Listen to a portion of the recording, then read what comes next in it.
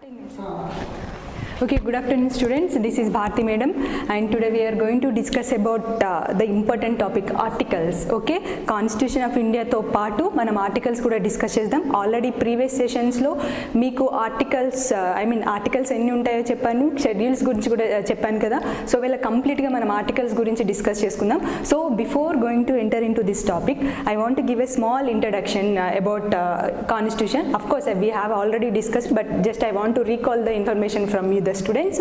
Okay, చూడండి అన్న, constitution, ఈ కాన్స్టిట్యూషన్ని మనం ఏమంటామంటే భారతీయ సంవిధాన్. సో ఏమని చెప్తున్నాం నాన్న, దీన్ని ఇంకా ఏమని పిలుస్తాం? భారతీయ సంవిధాన్.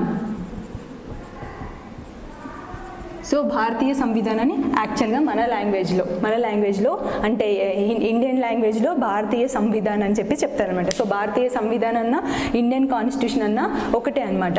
సో మనకి తెలుసు కదా యాక్చువల్గా అది ఎప్పుడు వచ్చింది, మనం ఎప్పుడు తీసుకున్నాం, ఎప్పుడు కాన్స్టిట్యూషన్ని అడాప్ట్ చేసుకున్నామంటే గుర్తుందా మీకు?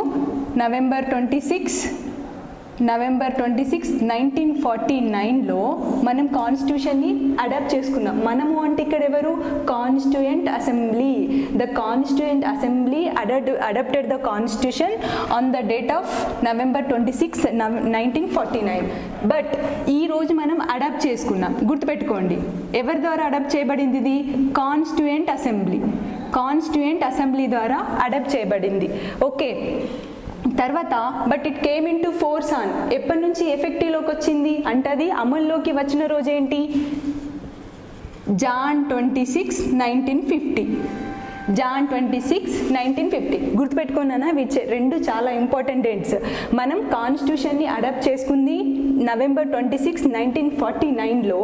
It came into force from, it effect from, లేదంటే ఇది అమల్లోకి వచ్చిన రోజు ఏంటనంటే January 26, 1950. ఎప్పుడైతే ఇది అమల్లోకి వచ్చిందో అప్పుడు డొమినియన్ ఇండియా ఏమైంది నాన్న? రిపబ్లిక్ ఇండియాగా మారిపోయింది.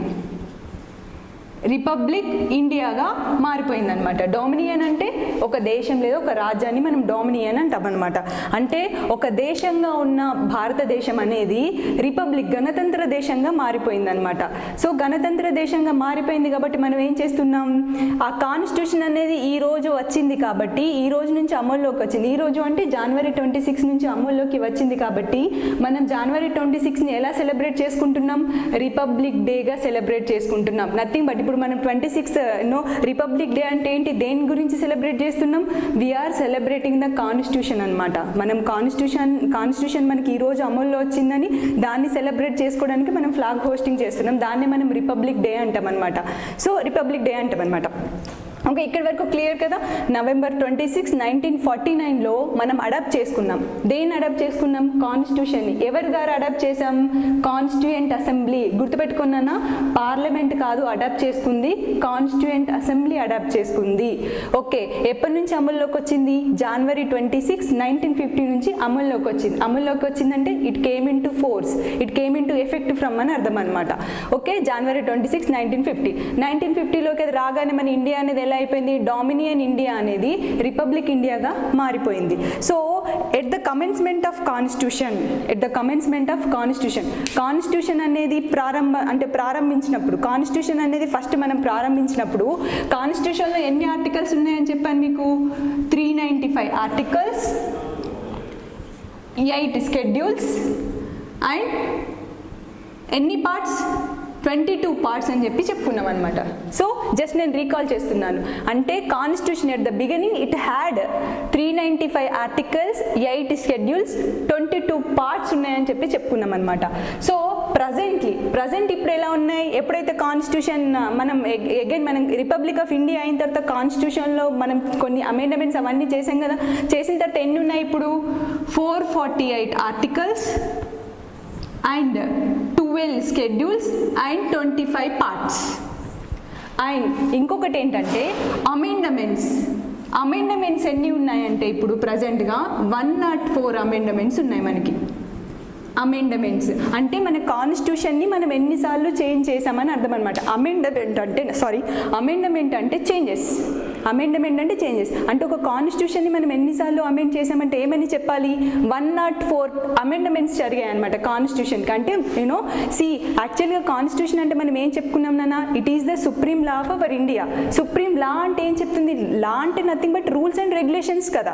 సో లా అంటే రూల్స్ అండ్ రెగ్యులేషన్స్ కాబట్టి ఎవరి రూల్స్ అండ్ రెగ్యులేషన్ గురించి చెప్తుంది, ఒక గవర్నమెంట్ ఎలా ఉండాలి, లేదంటే సిటిజన్స్ ఆఫ్ పర్టికులర్ కంట్రీ వాళ్ళు ఎలా ఉండాలి, వాళ్ళు ఎలాంటి ప్రొసీజర్ ఫాలో అవ్వాలి, రూల్స్ అండ్ రెగ్యులేషన్స్ ఏంటి, వాళ్ళ డ్యూటీ టువర్డ్స్ ద కంట్రీ ఎలా ఉంటుందని చెప్పేదే కాన్స్టిట్యూషన్ అనమాట. మనం ఏ డ్యూటీ చేయాలి, ఎలా ఉండాలి, ఎలా బిహేవ్ చేయాలి, what we have to speak, what we not to speak, సొసైటీతో ఎలా ఉండాలి, ఎలాంటివి గవర్నమెంట్ యాక్సెప్ట్ చేస్తుంది, ఎలాంటి rules and regulation government accept చేయదు, అన్నీ కూడా ఈ మనకి ఫైల్లో ఉంటాయన్నమాట ఈ కాన్స్టిట్యూషన్. నథింగ్ బట్ అందుకే కాన్స్టిట్యూషన్ అంటే it is a one document అంటాం, ఒక డాక్యుమెంట్ అంటాం. So it says about the policies and procedure of a country. ఒక కంట్రీకి సంబంధించిన పాలసీస్ ప్రొసీజర్ గురించి చెప్తుంది, అందుకే మనం డాక్యుమెంట్ అని చెప్పి చెప్తున్నాం అనమాట. సో కాన్స్టిట్యూషన్ని రచించింది ఎవరు, డాక్టర్ బిఆర్ అంబేద్కర్ కదా. అందుకే మనం ఏమంటున్నాం ఆయనని ద ఫాదర్ ఆఫ్ కాన్స్టిట్యూషన్ అంటున్నాం, లేదంటే ఆర్కిటెక్టర్ ఆఫ్ కాన్స్టిట్యూషన్ అని చెప్పి చెప్తాం అనమాట. సో ఈ బిఆర్ అంబేద్కర్ యాక్చువల్గా ఆయన పూర్తి పేరు ఏంటంటే డాక్టర్ బాబు రామ్జీ అంబేద్కర్ అని అర్థం అనమాట. సో ఈ బాబు రామ్జీ అంబేద్కర్ అని ఎందుకు అంటామంటే అందులో వాళ్ళ మదర్ నేమ్ అండ్ వాళ్ళ ఫాదర్ నేమ్ కలుపుకొని ఆయన పేరు బిఆర్ అంబేద్కర్ అయిందనమాట. అలా బాబురావు రామ్జీ అంబేద్కర్ అని ఉందన్నమాట ఆయన పేరు. ఓకే, సో మనకి కాన్స్టిట్యూషన్ రచించడానికి అంటే it took the time, how many years it took the time to complete the constitution అంటే మీకు ఆల్రెడీ చెప్పాను కదా, 2 years 11 months 18 days, 2 సంవత్సరాల 11 నెలల 18 రోజులు పట్టిందనమాట కాన్స్టిట్యూషన్ని కంప్లీట్ చేయడానికి. అప్రాక్సిమేట్లీ ఈ కాన్స్టిట్యూషన్ రచించడానికి వాళ్ళు ఎంత అమౌంట్ ఖర్చు చేశారంటే $6.1 million అనుకుంటా, $1,000,000 $6.1 million ఖర్చు అయింది అనుకుంటా. బట్ 6 అనేది ఎగ్జాక్ట్ ఫిగర్, పాయింట్ తర్వాత ఎంత ఉందో నాకు ఐడియా లేదు, బట్ 6 million అయితే వాళ్ళు ఖర్చు పెట్టారు. ఓకే, సో ఇది మనకి కాన్స్టిట్యూషన్ ఇలా, దాని ప్రీ ఇంట్రడక్షన్ అనేది ఇలా ఉంటుందన్నమాట. ఇక్కడ నేను చెప్పాను కదా 104 అమెండ్మెంట్స్ అనేది, ఈ 104 అమెండ్మెంట్ అనేది లాస్ట్ ఎప్పుడు జరిగిందంటే January 25th. ఈ లాస్ట్ అమెండ్మెంట్ January 25th 2020లో లాస్ట్ అమెండ్మెంట్ 104th అమెండ్మెంట్ అనేది it took place in the January 25th 2020 రోజు మనకి 104th అమెండ్మెంట్ అనేది అమల్లోకి వచ్చిందనమాట. యాక్చువల్లీ 104 అమెండ్మెంట్ దేని గురించి చెప్తుంది అని అంటే it says about the reservation seats of SCs and SC and STs in the Lok Sabha at the same time local assembly seats. అంటే SC STsకి సంబంధించిన సీట్స్ యొక్క రిజర్వేషన్ గురించి ఒక బిల్ పార్లమెంట్లో పాస్ చేశారనమాట. ఆ బిల్ అనేది ఎప్పుడు అమల్లోకి వచ్చింది అంటే January 25th 2020. ఎందుకు అనంటే SC STలలో కూడా వాళ్ళలో ఎకనామికల్లీ బ్యాక్వర్డ్ ఉన్న వాళ్ళు ఎవరైతే SC STs ఉన్నారో వాళ్ళకి అడ్వాన్స్ డెవలప్మెంట్ ఇవ్వడానికి, వాళ్ళలో అడ్వాన్స్ డెవలప్మెంట్ అనేది రావడానికి మనం ఈ 104th బిల్ని వాళ్ళు చేంజ్ చేశారనమాట, అమెండ్మెంట్ చేశారు కాన్స్టిట్యూషన్కి. అప్పటి వరకు వాళ్ళకి రాజ్యసభలో కానీ లోక్సభలో కానీ స్టేట్ అసెంబ్లీస్లో కానీ సీట్స్ అనేవి తక్కువగా ఉన్నాయి. ఇప్పుడు సీట్ల సంఖ్యను పెంచడానికి వాళ్ళు ఒక బిల్ పాస్ చేశారనమాట. సో ఆ బిల్ ఎప్పుడు అమల్లోకి వచ్చిందంటే January 25th 2020. మరి ఈ బిల్ ఎవరు ఇంట్రడ్యూస్ చేశారు పార్లమెంట్లో అంటే ఎస్, అది కూడా మనం చెప్పుకోవాలి. సో ఎక్కడ నో స్పేస్ అమ్మా, అందుకే ఐమ్ వెయిటింగ్ ఫర్ స్పేస్. ఇక్కడ చూడండి అన్న, ఎప్పుడు అంటే దీన్ని ఎప్పుడు బిల్ని ఇంట్రడ్యూస్ చేశారంటే పార్లమెంట్లో January 8, 2019లో పార్లమెంట్లో ఇంట్రడ్యూస్ చేశారు. ఎప్పుడు it came into effect from అంటే ఆ బిల్లు అనేది ఎప్పుడు ఓకే అయిందంటే January 25th 2020లో ఓకే అయిందనమాట. అంటే 104 అమెండ్మెంట్ని ఇంట్రడ్యూస్ చేసింది ఏ ఇయర్ అంటే January 8, 2019లో ఇంట్రడ్యూస్ చేశారు. ఎప్పుడు అమల్లోకి వచ్చిందంటే January 25th 2020. ఎందుకంటే ఇది రీసెంట్ అమెండ్మెంట్, మేబీ దీని గురించి అడిగే ఛాన్స్ ఉంది కాబట్టి నేను చెప్తున్నాను. ఓకే, సో 2020లో వచ్చిందనమాట. మరి ఎవరు అంటే ఎవరు ఇంట్రడ్యూస్ చేశారంటే social welfare development minister introduce చేశారు. గెహ్లాట్ ఉన్నాడు కదా, రావత్ గెహ్లాట్. ఆ రావత్ గెహ్లాట్ అనే వ్యక్తి మినిస్టర్ ఈ బిల్ని ఇంట్రడ్యూస్ చేశాడు అనమాట. సో ఇక్కడి వరకు క్లియర్ కదా. అండ్ ఇంకొకటి గుర్తుపెట్టుకున్నానా, సింపుల్ క్వశ్చన్, జస్ట్ మీకు అవేర్నెస్ కోసం చెప్తున్నాను. మనకి 1950 January 26లో the constitution constitution came into effect from the January 26, 1950 అంటున్నాం కదా. సో ఆ 1950లో కాన్స్టిట్యూషన్ని మనం ఎలా తీసుకున్నామంటే మనం ఒరిజినల్ డాక్యుమెంట్గా ట్రీట్ చేస్తున్నాం అనమాట. అంటే 1950లో ఇంకా ప్రీ డిఫైన్డ్గా క్లియర్గా అన్ని మనం రెడీ చేసి పెట్టుకున్నాక కాన్స్టిట్యూషన్ ఇలా ఇందులో 448 ఆర్టికల్స్, 12 షెడ్యూల్, 25 పార్ట్స్ని ఇంట్రడ్యూస్ చేసిన తర్వాత ఆ బుక్ని స్టోర్ చేయడానికి యాక్చువల్ మీకు ఒకటి చెప్తాను వినండి. మామూలుగా మీరు ఇంట్లో బుక్స్ చూస్తారు కదా, ఒక 3-4 మంత్స్ ఆ బుక్ని టచ్ చేయకండి, అందులో ఉన్న వైట్ పేజెస్ అన్నీ ఎల్లో కలర్లోకి వస్తాయి.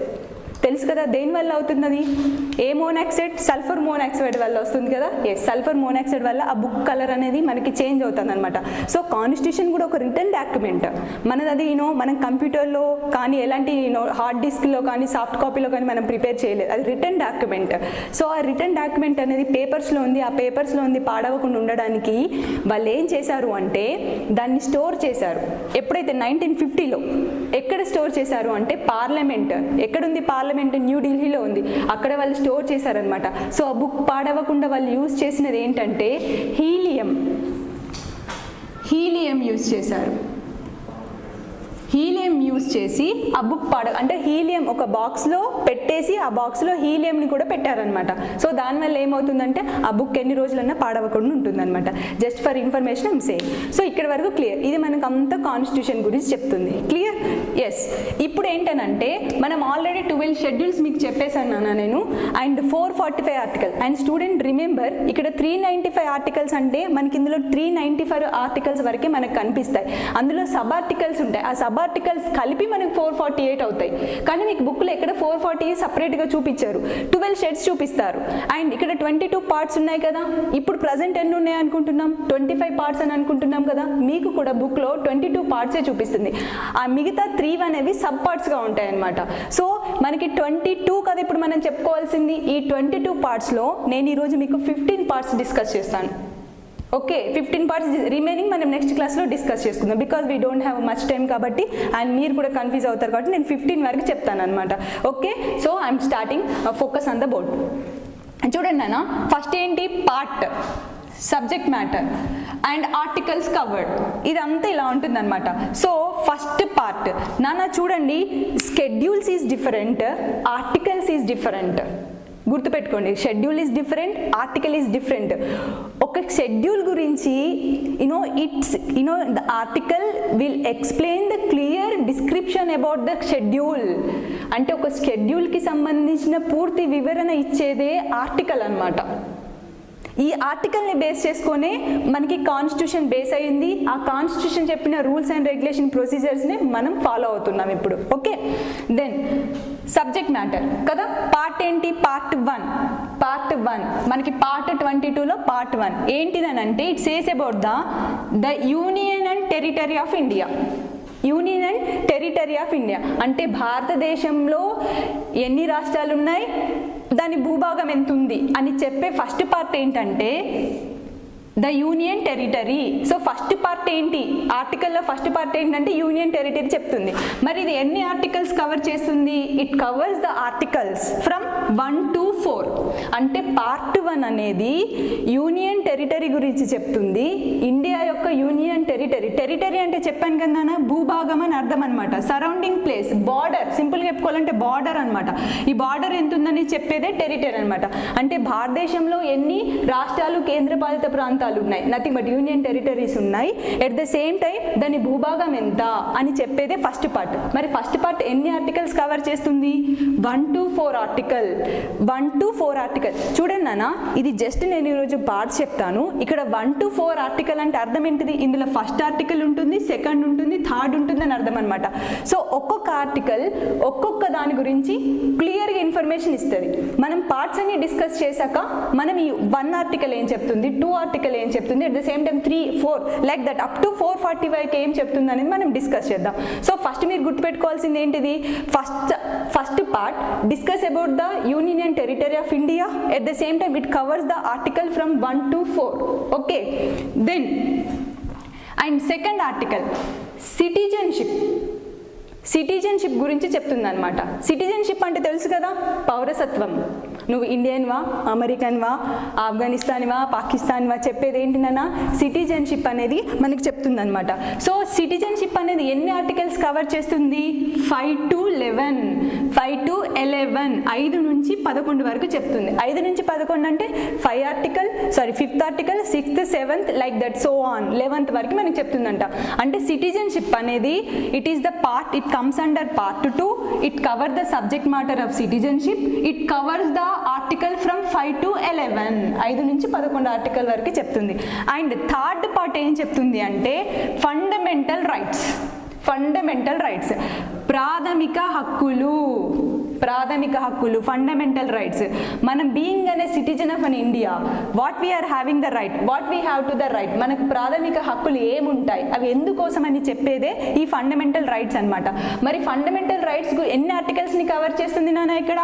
12 to 35, 12 to 35. సో మీరు సింపుల్గా ఎలా గుర్తుపెట్టుకోవాలి? The part 3 of the constitution deals with the fundamental rights, it covers the articles from 12 to 35. Okay, then fourth article ఏం చెప్తుంది? ఫోర్త్ పార్ట్ అనేది ఏ సబ్జెక్ట్ గురించి డిస్కస్ చేస్తుంది? Directive principles of state policy. Directive principles, ఆదేశిక సూత్రాలు, directive principles గురించి చెప్తుంది. It covers how many article? From where to where? From 36 to 51. Okay, from 36 to 51 ఆర్టికల్ని ఇది కవర్ చేస్తుంది అనమాట. So deals with the directive principles. నాన్న చూడండి నాన్న, ఇక్కడ పార్ట్ 4 ఉంది కదా, ఎట్ ద సేమ్ టైం ఇది 4th పార్ట్ కదా, 4th ఏ కూడా ఉంటుంది ఇందులో, సబ్ పార్ట్. 4th ఏ ఏం చెప్తుంది మనకి? Fundamental duties. ఫండమెంటల్ డ్యూటీస్ చెప్తాయి. మనకి ప్రజెంట్గా ఎన్ని ఫండమెంటల్ డ్యూటీస్ ఉన్నాయి? 11 డ్యూటీస్. 11 డ్యూటీస్ ఉన్నాయన్నమాట. అంటే మనం ఒక భారతదేశ పౌరులంగా మనం 11 డ్యూటీలను ఖచ్చితంగా నిర్వర్తించాలి. అది ఎవరు కల్పించారు మనకి? రాజ్యాంగం అనేది మనకు కల్పిస్తుంది అనమాట. అవి ఖచ్చితంగా మనం ఫాలో అవ్వాలి. ఒకవేళ చూడండి, ఇందులో ఉన్న ఆర్టికల్స్ అనేవి ఎందుకు యూజ్ అవుతాయంటే, ఇందులో ఉన్న ఆర్టికల్ని బేస్ చేసుకొని ఏ ఆర్టికల్ దేని గురించి చెప్తుంది. ఇప్పుడు మనం అనుకున్నాం కదా ఒకసారి, ఆర్టికల్ 14 సపోజ్ చూడండి, ఫండమెంటల్ రైట్స్లో 12 to 35 అనుకున్నాం కదా. ఫర్ ఎగ్జాంపుల్ ఇందులో ఒక ఇంపార్టెంట్ ఆర్టికల్ ఉంటుంది, ఆర్టికల్ 14. ఏం చెప్తుంది? All are equal in front of law. అంటే ఏంటిది? చట్టం ముందు అందరూ సమానులే అని చెప్తుంది. చట్టం ముందు అందరూ సమానులు అంటే ఎవరైనా తప్పు చేస్తే అది సీఎంఏ కావచ్చు, పిఎంఏ కావచ్చు, ఎవరైనా హీరో కావచ్చు, నాన్ బ్యాక్గ్రౌండ్ ఉన్న వాళ్ళు కావచ్చు, బ్యాక్గ్రౌండ్ ఉన్న వాళ్ళు ఎవరైనా కావచ్చు, తప్పు చేశారంటే వాళ్ళు శిక్ష అర్హులే అనమాట. అందుకని ఏం చెప్తుంది ఆర్టికల్ 14? చట్టం ముందు అందరూ సమానులే, నేరం చేశారంటే వాళ్ళు శిక్ష అనుభవించక తప్పదు అని అర్థం అనమాట. సో ఇలాంటివి మనకి ఎవరు చెప్తున్నారు? కాన్స్టిట్యూషన్ ఇచ్చింది అనమాట. Suppose if you are violating the rules and regulations of the constitution, they will be the punished by the Indian constitution and our government. Okay, అంటే ఏం చెప్తుంది మనకి కాన్స్టిట్యూషన్? ఎవరైనా తప్పు చేస్తే, ఈ రాజ్యాంగంలో ఉన్న హక్కుని ఎవరైనా అవాయిడ్ చేస్తే, దాన్ని ఫాలో అవ్వకపోతే ఖచ్చితంగా వాళ్ళ నేరానికి వాళ్ళు శిక్ష అనుభవించాల్సిందని చెప్పేదే ఈ ఆర్టికల్స్ అనమాట. సో ఆర్టికల్ 14 అలా చెప్తుంది. ఇవి మనం నెక్స్ట్ క్లాస్లో డిస్కస్ చేద్దాం, అందుకే ఇది ఇంపార్టెంట్ టాపిక్ అని చెప్తున్నాను మీకు. Then fundamental duties 51A. Fundamental duties గురించి చెప్పే ఆర్టికల్ ఏంటంటే 51A. ఏ పార్ట్లో ఉంది? పార్ట్ 4Aలో ఉంది. గుర్తుపెట్టుకున్నానా? పార్ట్ 4 అనేది discussing about the directive principles. ఇప్పుడు మీరు ఇదిలో సబ్ పార్ట్ కాబట్టి పార్ట్ 4 ఫండమెంటల్ డ్యూటీస్ గురించి డిస్కస్ చేస్తారని మీరు చెప్పొద్దు. ఏమని చెప్పాలి? Part 4A will discuss about the fundamental duties అని చెప్పాలి. ఇక్కడ మీరు ఏ అనేది మిస్ చేశారనుకోండి, that will be the wrong answer. Part 4 deals with the directive principles. The subpart Part 4A deals with the fundamental duties. 51A article ఎన్నో article చెప్తుంది? 51A. వాడు అడుగుతాడు 51A article deals with what? It deals with the fundamental duties. మనకి ఎన్ని duties ఉన్నాయి? 11 duties ఉన్నాయి. For example ఆ డ్యూటీస్లో ఏంటి? మీ పేరెంట్స్ మిమ్మల్ని చదివించే బాధ్యత, అది కూడా ఒక ఫండమెంటల్ డ్యూటీయే. అందుకనే మనకి ఇన్ని స్కీమ్స్ కానీ ఇలాంటివి మనం అనుకుంటాం కదా, స్కాలర్షిప్లు ఇవన్నీ ఎందుకు ఇస్తుంది గవర్నమెంట్ అంటే that is the fundamental duty of government and your parents. అది ఒకవేళ వాళ్ళు చేయట్లేదు, మిమ్మల్ని చదివించలేదు అనుకుంటే మీరు చట్టపరంగా వాళ్ళపైన కూడా మనం కేసు ఫైల్ చేయొచ్చు. You know that. Yes, 51A. ఎందుకంటే మనకు కాన్స్టిట్యూషన్ అనేది ఈ రైట్ని మనకి ఇస్తుంది. Okay, then fifth fifth A. So fifth part deals with the union government. నానా ఇక్కడ యూనియన్ గవర్నమెంట్ అన్నా సెంట్రల్ గవర్నమెంట్ అన్నా ఒకటే, both are same words. But instead of using central government, we are using the union government. So, fifth part of the constitution deals with the union government. It covers the article from 52 to 151. 52 నుంచి 151 article వరకు ఏ part deal చేస్తుంది? Fifth part deal చేస్తుంది. అది దేని గురించి చెప్తుంది? Union government గురించి చెప్తుంది. 52 to 151. Then and sixth part of the constitution deals with the state government. కాన్స్టిట్యూషన్లోని 6వ భాగము దేని గురించి చెప్తుంది? స్టేట్ గవర్నమెంట్ గురించి చెప్తుంది. స్టేట్ గవర్నమెంట్ గురించి చెప్తుంది. ఏ ఆర్టికల్ కవర్ చేస్తుంది? అది 152 to 237. ఫ్రమ్ 152 to 237 ఆర్టికల్స్ ఇది కవర్ చేస్తుంది అనమాట. అండ్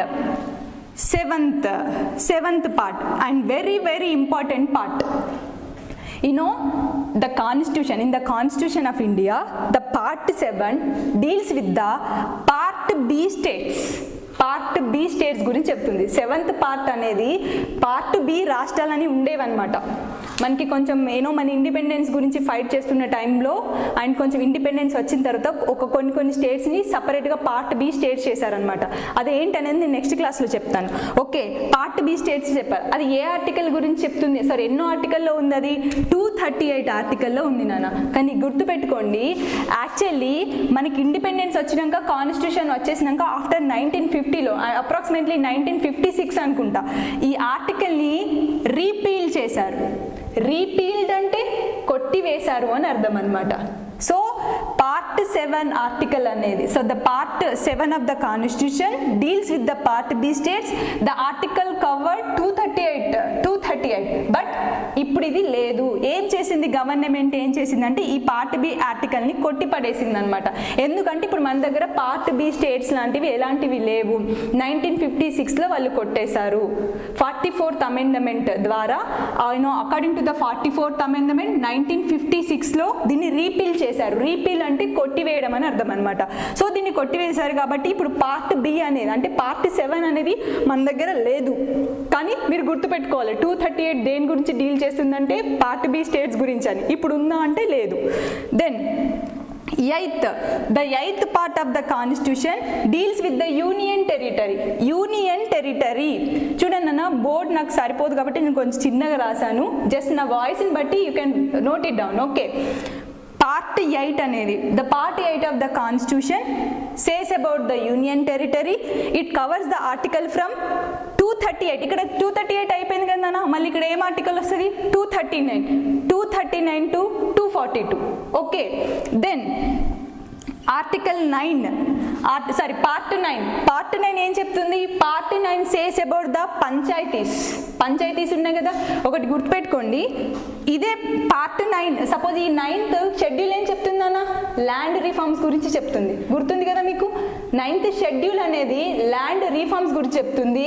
పార్ట్ 9 అనేది పంచాయతీ గురించి చెప్తుంది. అదే షెడ్యూల్లో పంచాయతీ ఏ షెడ్యూల్ ప్రకారం చెప్తుంది? షెడ్యూల్ 10 పంచాయతీ గురించి చెప్తుంది. కానీ ఇక్కడ ఏ పార్ట్ అనేది పంచాయతీ గురించి చెప్తుంది? 9th పార్ట్ అనేది పంచాయతీ గురించి చెప్తుంది. అందుకనే షెడ్యూల్స్కి పార్ట్స్కి కన్ఫ్యూజ్ అవ్వద్దు. Schedule is different and parts is different. So వాడికి షెడ్యూల్ అడుగుతాడు, షెడ్యూల్లో ఏ షెడ్యూల్ అనేది పంచాయతీ గురించి డీల్ చేస్తుందంటే 10th షెడ్యూల్ అని చెప్పండి. ఏ పార్ట్ పంచాయతీ గురించి డీల్ చేస్తుందంటే 9th పార్ట్ అని చెప్పండి. Okay, 9th part deals about the panchayats. It covers the articles from 243 to 243O. 243 to 243O. And ఇందులో సబ్ పార్ట్ ఉంటుంది నాన్న, 9th A. So part 9th A deals with the municipalities. Okay, municipalities గురించి చెప్తుంది. Okay, municipalities గురించి చెప్తుంది. ఎక్కడి నుంచి? ఇక్కడ 243O అయిపోయింది కదా నాన్న పంచాయతీస్లో. ఇప్పుడు మున్సిపాలిటీస్ ఏం చెప్తుంది? 243P to 243Z. 243Z వరకు చెప్తుంది అనమాట. ZZ 243P నుంచి 243ZZ. ఈ ZZ O ఏంటి అని అంటే, ఇప్పుడు మనం ABCలు ఉన్నాయి కదా, A to Z రాసాం కానీ అందులో మళ్ళీ ఒక సబ్ పార్ట్ని మనం ఇంక్లూడ్ చేయాల్సి వచ్చింది. అప్పుడు వాళ్ళు ఎలా రాస్తారంటే ZA, ZB, ZC అని అలా రాస్తారనమాట. మళ్ళీ Z నుంచి మళ్ళీ Zకి అయిపోయింది అనుకోండి, మళ్ళీ again they will introduce different way, ZA class A అని అలా ఇంట్రడ్యూస్ చేస్తారనమాట సబ్ టాపిక్స్. అంటే ఒక పార్ట్ అనేది ఇంకొక పార్టీకి రిలేషన్ ఉన్నప్పుడు దాన్ని సబ్ పార్ట్స్గా ఇంక్లూడ్ చేస్తారనమాట. అలా సబ్ పార్ట్స్గా ఇంక్లూడ్ చేసినవి ఇందులో ఎక్కడి నుంచి ఎక్కడి వరకు ఉన్నాయి, 243P నుంచి 243ZZ వరకు, అంటే 243P నుంచి 243Z వరకు అయిపోయినాయి. మళ్ళీ ఇందులో ఇంకెన్ని ఇంక్లూడ్ చేశారు, A to Z వరకు ఇంక్లూడ్ చేశారు అనమాట. అందుకని మనం ఏమంటున్నాం 243ZZ వరకు. అండ్ పార్ట్ 9లో ఏ పార్ట్ అనేది మున్సిపాలిటీస్ గురించి చెప్తుంది, పార్ట్ 9 అనేది పంచాయతీ గురించి చెప్తుంది. అండ్ ఇక్కడ చూడండి అన్న, మళ్ళీ 9B కూడా ఉంది మనకి. ఇక్కడ ఏ ఉంది, బి ఉంది. ఏ పార్ట్ ఏం చెప్తుంది, మున్సిపాలిటీస్. అండ్ బి పార్టీస్ ఏం చెప్తుందంటే కోఆపరేటివ్ సొసైటీస్. ఇది మీరు వింటారు ఎక్కువగా, మీరు ఆఫెన్లీ this word you will listen in the TVs or ఎక్కడెక్కడ మనకి వినిపిస్తూ ఉంటాయి కోఆపరేటివ్ సొసైటీస్ అని. దీన్ని ఎప్పుడు ఇంట్రడ్యూస్ చేశారు అంటే 2011 సంవత్సరంలో ఇంట్రడ్యూస్ చేశారు దీన్ని, 9th B పార్ట్. సో దేని గురించి చెప్తుందన్న, ఇది కోఆపరేటివ్ సొసైటీస్ గురించి చెప్తుంది. Okay, clear. సో ఏ ఆర్టికల్ని కవర్ చేస్తుందమ్మా, ఇది 243. ఇక్కడ ZG అయిపోయింది కదా నాన్న, సో ఇక్కడ ZH2 243ZT వరకు, 243ZT వరకు మనకు చెప్తుంది అనమాట. ఓకే, దెన్ తర్వాత 10th పార్ట్ ఏం చెప్తుందన్న మనకి, scheduled and tribal areas. 10th part the constitution, the 10th part of the constitution deals with the schedule and tribal areas. It covers the article from 244 to 244A, 244 to 244A వరకు ఇది cover చేస్తుంది అనమాట. Okay, schedule area గురించి గుర్తుందా నాన్న, schedule tribal areas. అదే schedule మరి మనకి షెడ్యూల్స్లో ఎప్పుడు చెప్తుంది, అది షెడ్యూల్లో ఏ షెడ్యూల్ గురించి చెప్తుంది, షెడ్యూల్ అండ్ ట్రైబల్ ఏరియాస్ గురించి. ఇది 10 కదా, దీంట్లో హాఫ్ చేయండి. 5th schedule deals with the schedule and tribal areas. గుర్తుంది కదా, అలా షెడ్యూల్స్ గుర్తుపెట్టుకోవడం కూడా చాలా ఈజీ. సో ఈ ట్రిక్స్ అన్ని మీకు నేను మళ్ళీ మనకి ఆఫ్లైన్ క్లాసెస్ స్టార్ట్ అయ్యాక క్లియర్గా చెప్తాను నేను. Schedule and tribal areas. So the part 10 deals with the schedule and tribal areas. It covers the article from 244 to 244A. Then 11th part, 11వ పార్ట్ మనకి ఏం చెప్తుంది అంటే relation between the union and states గురించి చెప్తుంది. So the part 11 of the constitution deals with the, it covers the subject matter of relationship between the union and state. It covers the article from 245 to 263, 245 to 263. చూడండి నన్ను ఇక్కడ ఏం చెప్తుంది, relation between the union and states అని అంటున్నాం కదా, అంటే ఒక కేంద్రానికి రాష్ట్రానికి మధ్య ఎలాంటి సంబంధాలు ఉంటాయి, ఎలాంటి ఆర్థిక సంబంధాలే కావచ్చు, ఇంకా ఎక్స్ట్రా ఎలాంటి సంబంధాలైనా కావచ్చు. సో రిలేషన్స్ ఎలా ఉంటాయి, ఎలా అవి బడ్జెట్ని ఎలా మెయింటైన్ చేస్తాయి. ఇప్పుడు మనకి కరోనా ఎఫెక్ట్ ఉంది కదా, ఈ కరోనా టైంలో సెంట్రల్ గవర్నమెంట్ ఎలాంటి స్కీమ్స్ ఇంట్రడ్యూస్ చేస్తుంది, ఎలా ఫాలో అవుతుంది, స్టేట్ చెప్పినట్టు సెంట్రల్ వింటుందా, సెంట్రల్ చెప్పినట్టు స్టేట్ వింటుందా, ఇలాంటి అన్ని డీటెయిల్స్ గురించి మనకు చెప్పేది ఎవరు అని అంటే ఏ పార్ట్ చెప్తుందంటే 11th పార్ట్ చెప్తుందన్న. అదేంటిది, relationship between the union and states. It covers the articles from 245 to 263. Okay, then 12th part. The 12th part of the constitutions covers the subject matter of finance, property, contract, suits. Suit అంటే మనం వేసుకునే suit కాదు, suit అంటే case. ఇది లా terminology. Suit అంటే మనం ఏదైనా నేరం చేసినప్పుడు ఎవరి మీద కేసుని మనం ఫైల్ చేస్తాం కదా, ఆ ఫైల్ చేసిన కేసుని మనం ఏమంటామంటే సూట్ అంటాం, SUIT. సో మనకి 12th part of the constitution మన ఫైనాన్షియల్ రిలేషన్స్ కానీ, ప్రాపర్టీ గురించి కానీ, ఒక కంట్రీ ఇంకో కంట్రీకి ఎలాంటి కాంట్రాక్ట్స్ చేసుకుంటుంది కానీ, లేదంటే సూట్స్ ఎలా ఉంటుంది అనేది కానీ డీల్ చేస్తుంది అనమాట. So it covers the article from 264 to 300A, 264 to 300A articles ని కవర్ చేస్తుంది. ఓకే, అండ్ 13th పార్ట్ నాన్న, 13th పార్ట్ ఏం చెప్తుందంటే trade and commerce. Trade and commerce అంటే వాణిజ్య వ్యాపారాల గురించి చెప్తుంది. 13th పార్ట్ అనేది వాణిజ్యం వ్యాపారం మన బిజినెస్ గురించి చెప్తుంది అనమాట. అంటే తెలుసు కదా, ట్రేడ్ అనేది విత్ ఇన్ ద కంట్రీ జరగచ్చు, అవుట్ ఆఫ్ ద కంట్రీ జరగచ్చు. అంటే one country to another country or one state to another state. So ఇలా జరుగుతుంది కదా. సో ఆ ట్రేడ్ అండ్ కామర్స్ అనేది జరిగినప్పుడు ఎలా ఉంటుందని. కానీ ఇక్కడ 13th పార్ట్ అనేది గుర్తుపెట్టుకోండి. ట్రేడ్ అండ్ కామర్స్ అంటే ఒక కంట్రీ నుంచి ఇంకో కంట్రీకి ఎగుమతి దిగుమతిని మనం ట్రేడ్ అండ్ కామర్స్ అని అంటున్నాం, అమ్మడం కొనడం. సో ఈ ట్రేడ్ అండ్ కామర్స్ అనేది విత్ ఇన్ ద కంట్రీ ఎలా ఉంటుంది అనేది మాత్రమే పార్ట్ 13 డీల్ చేస్తుంది. ఇక్కడ ఇది వేరే కంట్రీ యొక్క సంబంధాల గురించి చెప్పదు. మనం ట్రేడ్ అనేది ఇంకో కంట్రీ నుంచి మన విత్ ఇన్ ద కంట్రీ చేసుకుంటాం, అవుట్ ఆఫ్ ద కంట్రీ చేసుకుంటాం. కానీ ఇక్కడ పార్ట్ 13 మాత్రం only the trade and commerce with in the country, with in the కంట్రీలో ఎలా ఉంటుందని చెప్తుంది అనమాట. It covers the article from 301 to 307, 301 నుంచి 307 ఆర్టికల్ వరకు మనకు పార్ట్ 13 అనేది డీల్ చేస్తుంది. Then so part 4 deals with the subject matter of the services under union and state. అంటే ఒక సెంట్రల్ గవర్నమెంట్ కానీ లేదంటే స్టేట్ గవర్నమెంట్ కానీ ఎలాంటి సర్వీసెస్ అది ప్రొవైడ్ చేస్తుంది, ఎలాంటి సర్వీసెస్ అది ఫాలో అవ్వాలి అని చెప్పేదే part 14. So it covers the article from 308 to 323.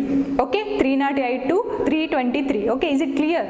Then ఇందులో చూడండి అన్న, మళ్ళీ ఇందులో సబ్ పార్ట్ ఉంటుంది 14A. So this is the very important. మీరు 14 వేరే చూడాలి, 14A అంటే సపరేట్గా ట్రీట్ చేయాలి. Both are not same, remember it. 14th A deals with the tribunals. ఈ ట్రిబ్యునల్స్ గురించి డీల్ చేస్తుంది. ట్రిబ్యునల్స్ అంటే ఏంటిదని అంటే నాన్న, ఎవరైతే మనం షెడ్యూల్ అండ్ ట్రైబల్ ఏరియాస్ అంటున్నాం కదా, షెడ్యూల్ అండ్ ట్రైబల్ ఏరియాస్ అంటున్నాం కదా, వాళ్ళకి ఏదైనా అన్యాయం జరిగినప్పుడు కానీ లేదంటే వాళ్ళకి ఏదైనా మనం చేసేనో గవర్నమెంట్ తీసుకునే ఎలాంటి స్కీమ్స్ వల్ల కానీ దేనివల్ల అయినా వాళ్ళకి ప్రాబ్లం అయినప్పుడు వాళ్ళ కోసం కొన్ని ట్రిబ్యునల్స్ ఏర్పడతాయి అనమాట. మనకి ఇప్పుడు ఒక న్యాయస్థానం కోర్ట్స్ అని అంటాం కదా, వాళ్ళకి హెల్ప్ చేయడానికి ఎవరు ఉంటారంటే ఈ ట్రిబ్యునల్స్ వాళ్ళు ఉంటారనమాట. సో వాళ్ళకి హెల్ప్ చేసే వాళ్ళని మనం ట్రిబ్యునల్స్ కింద ట్రీట్ చేస్తాం అనమాట. సో ఆ ట్రిబ్యునల్స్ అనేవి ఏ పార్ట్ చెప్తుంది? 14th A పార్ట్ చెప్తుంది. So it covers the article from 323A to 323B. 323A నుంచి 323B వరకు part 14A which covers the subject matter of tribunals. Clear? And 5th part and very important, elections గురించి చెప్తుంది. 15th part అనేది elections గురించి చెప్తుంది. That is nothing but A 324 to 329A. 324 to 329A గురించి చెప్తుంది అనమాట. సో మనకి ఎన్ని చెప్పాను? 22 పార్ట్స్ చెప్పాను కదా. సో నేను ఎన్ని కవర్ చేశాను? ఇక్కడ 15 కవర్ చేశాను. రిమైనింగ్ ఎప్పుడు చెప్తాను? నెక్స్ట్ సెషన్లో చెప్తాను అనమాట, because we doesn't have time. Okay, చూడండి అన్న, ఇది కాన్స్టిట్యూషన్ అనమాట. కాన్స్టిట్యూషన్ని మనం ఏమంటున్నాం? భారతీయ సంవిధానం అని చెప్పేసి కూడా చెప్తాం. కాన్స్టిట్యూషన్నే మనం భారతీయ సంవిధానం అంటాం, రాజ్యాంగము అని అంటాం అనమాట. సో భారతీయ సంవిధానం అనేది మీకు తెలియదు కాబట్టి నేను చెప్పాను. సో ఇది ఎప్పుడు it adopted by the constitution assembly on the date of November 26, 1949, but it came into force from the January 26, 1950. That's why we are celebrating 26 January as a republic day. నానా, republic day అంటే ఏంటనంటే మన రూల్స్ని మన constitution చెప్పిన విధంగా మనం నడుచుకుంటున్నామని అర్థం అనమాట. అందుకనే ఒక నాన్న చూడండి, ఒక కంట్రీకి ఎలాంటి రూల్స్ అండ్ రెగ్యులేషన్స్ లేకపోయినా, సూపర్మసీ అనేది లేకపోయినా, సూపర్మసీ అంటే హైయెస్ట్ అథారిటీ అనేది లేకపోయినా, the country cannot run in a proper way. గుర్తుపెట్టుకోండి, ఎప్పుడైనా ఒక రూల్స్ అండ్ రెగ్యులేషన్స్ లేవు అని అనుకున్నప్పుడు, ప్రొసీజర్స్ లేనప్పుడు ఏ కంట్రీ కూడా ఎకనామికల్గా డెవలప్ అవ్వదు. మీకు నేను ఆల్రెడీ చెప్పాను, డెవలప్డ్ కంట్రీ అంటే అక్కడ ఎడ్యుకేటెడ్ కానీ మంచి సినిమా హాల్స్ కానీ ఇలాంటివి ఉంటుంది. అది డెవలప్డ్ కంట్రీ అని మనం అన్ని డెవలప్మెంట్స్ అంటే మనకు రోడ్స్ మంచిగా ఉండి, సినిమా హాల్స్ ఎక్కువ ఉండి, హీరోయిన్స్ ఇలా అందరూ ఉంటే దాన్ని డెవలప్డ్ కంట్రీ అన్నాం. డెవలప్డ్ కంట్రీ అంటే if an country is economically fit, అది ఆర్థికంగా బాగుంటేనే ఆ కంట్రీని మనం డెవలప్డ్ కంట్రీ అంటాం అనమాట. ఓకే, మరి కంట్రీ అనేది డెవలప్ అవ్వాలి అంటే మనకు ఒక అథారిటీ అనేది ఉండాలి, మన పైన ఒక హైయరార్కీ ఉండాలి. అంటే ఒకరు మనకి చెప్పడానికి ఉండాలి, ఒకరు ఫాలో అవ్వడానికి ఉండాలన్నమాట. మరి అలా ఉండాలి అంటే ఏం కావాలి, మనకి కొన్ని రూల్స్ అండ్ రెగ్యులేషన్స్ సంబంధించి ఒక బుక్ అనేది మనకు ఉండాలి. అందుకోసమని అంటే ఆ బుక్ అనేది మనకి ఏం చెప్తుంది, ఆ బుక్లో ఉన్న రూల్స్ అండ్ రెగ్యులేషన్ అనేది who are living in a particular country, who are living in an India, ఎవరైతే ఉన్నారో భారతదేశ పౌరులు ఎవరైతే ఉన్నారో వాళ్ళందరూ కూడా ఖచ్చితంగా ఆ రూల్స్ అండ్ రెగ్యులేషన్స్ని ఫాలో అవ్వాలి. ఎవరు కూడా వయలేట్ చేయొద్దు, అంటే దానిని అతిక్రమించద్దు అనమాట. అలా అతిక్రమించకుండా ఉండాలంటే మనకు రూల్స్ అండ్ ప్రొసీజర్స్ ఉండాలి. కాబట్టి ఈ కాన్స్టిట్యూషన్ అనేది రచించడం జరిగింది, దాని ప్రకారమే మనం ఫాలో అవుతున్నాం అనమాట. సో దాని ప్రకారం మనకి ఎట్ ద బిగినింగ్ అంటే కాన్స్టిట్యూషన్ అనేది రచించినప్పుడు ఎన్ని ఆర్టికల్స్ ఉండేవి అంటే 395 ఆర్టికల్స్, 8 షెడ్యూల్స్, 22 పార్ట్స్ ఉండేవి అనమాట. ప్రజెంట్ ఎన్ని ఉన్నాయి అంటే 445 ఆర్టికల్స్, 12 షెడ్యూల్స్ అండ్ 25 పార్ట్స్ ఉన్నాయి. మరి మనకి కొన్నిసార్లు కొన్ని రిస్ట్రిక్టెడ్గా ఉంటాయి. కొన్ని రిస్ట్రిక్టెడ్గా ఉన్నప్పుడు మన ఫ్రీడమ్కి మనకు స్వేచ్ఛ ఉండదు కదా. అందుకని ఏం చేస్తుందంటే according to the changes in the society కాన్స్టిట్యూషన్లో మనం కొన్ని మార్పులు చేసుకోవచ్చు. అలా మార్పులు చేయాలి అంటే మనం ఏం చేయాలి, డైరెక్ట్గా కాన్స్టిట్యూషన్ చేంజ్ చేయడానికి వీలుండదు, దానికి ఒక బిల్ పాస్ చేయాలి. అలా బిల్ పాస్ చేసినప్పుడు మనం ఎవరైతే రిప్రజెంట్ చేస్తున్నామో అంటే మన తరఫున మనం ఎవరినైతే ఎలెక్ట్ చేసుకుంటున్నాం, మనం ఎందుకు ఎలెక్ట్ చేసుకుంటున్నాం, instead of us they will represent us in the parliament or assembly. మనల్ని మన సమస్యల్ని రిప్రజెంట్ చేయడానికి మనం ఒక ఎమ్మెల్యేని కానీ ఎంపీని కానీ మనం ఎన్నుకుంటున్నాం అనమాట. సో వాళ్ళు అక్కడ రిప్రజెంట్ చేస్తారు. వాళ్ళు బిల్ని పాస్ చేస్తే ఆ బిల్ అందరికీ ఓకే అయితే అప్పుడు మనం అనుకున్న ఆర్టికల్ని కానీ ఏదైనా కాన్స్టిట్యూషన్ రూల్స్ అండ్ రెగ్యులేషన్ మనం చేంజ్ చేసుకోవచ్చు అనమాట. అలా మనం ఎన్నిసార్లు కాన్స్టిట్యూషన్ని సవరించాం అంటే అమెండ్మెంట్ చేసామంటే 104 టైమ్స్ మనం అమెండ్మెంట్ చేసామన్నమాట. సో లాస్ట్ అమెండ్మెంట్ ఎప్పుడు జరిగింది అంటే January 25, 2020లో జరిగింది నాన్న. 2020